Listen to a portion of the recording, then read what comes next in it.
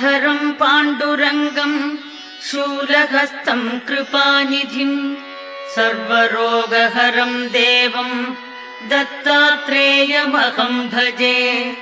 जगदुत्पत्तिकर्त्रे च स्थितिसंहारहेतवे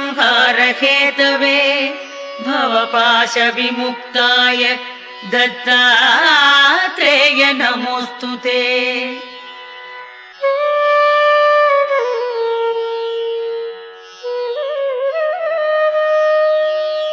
जराजन्म विनाशाय देहशुद्धिकराय च दिगंबर दयामूर्ते दत्तात्रेय नमोऽस्तु ते। कर्पूरकान्तिदेहाय